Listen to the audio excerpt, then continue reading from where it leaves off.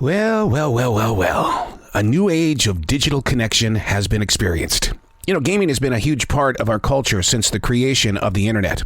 Our grandson actually challenges other gamers around the world, whereas my wife and I, we tend to keep our VR gaming locked in private mode. Is it an age thing, or is it the fear of getting caught saying something while you're deeply engaged in trying to win the game?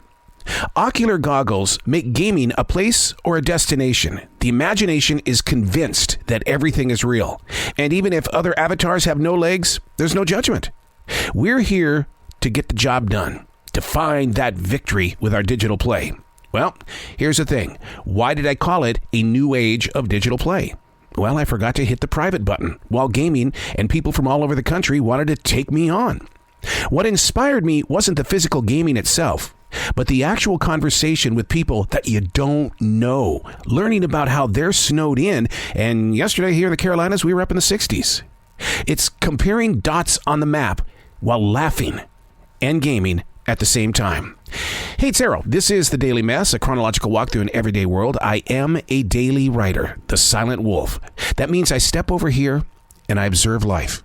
I watch everything that we're doing, how we're doing it, why, who, it's all there. Just take the time to learn about what's moving through you. This is The Daily Mess. Ooh, it's another cold, winter, wet day with extremely limited light to lift the imagination toward making fruit. Getting beyond the lack of a shadow means shifting the weight placed on the path. Balance has got to be your everything, including the way that we think. I spoke with an author yesterday whose new book is about putting the DNA of very famous people inside the human created today. It's called Flesh Becomes Words. Hey, when science works side by side with faith and or religion, it's got to have a reaction. Well, he calls it a sci-fi novel. The only reason why I touch on this is due 100% to the words that we agree to use on a cold winter wet day with extremely limited light.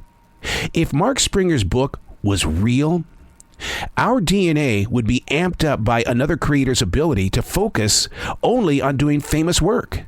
Emotionally, would that serve as a great walking path? We need each other's dark sides to recognize our own light. I tend to use words in a different way on a rainy, cold day. Light lifts off the page, and I don't expect to know what I'm truly trying to say. Another cold, winter, wet day with extremely limited light to lift the imagination toward making fruit. How do you bend the curve of the wind on a day like this in your own personal life? Do you just put on that big, heavy jacket that turns you into a Debbie Downer? And you go, well, I'm going to do the best that I can. I just did an episode on that very quote right there. I'm going to do the best that I can. Don't try to do the best, be your best. But on cold, wet winter days like today, where there is really no sunshine, there's light. It gets inside the head and it toils with your emotions. And when things get too clouded up on the inside, we have to go somewhere.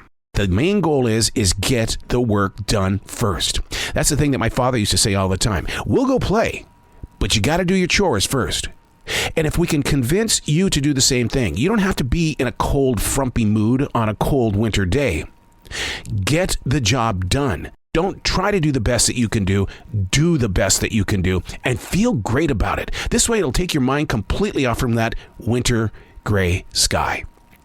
If it's a cold day and it screws around with your thinking process, find some light. And that light, like I said here, I write. And from that page, I have light. I'm Arrow, and that's The Daily Mess.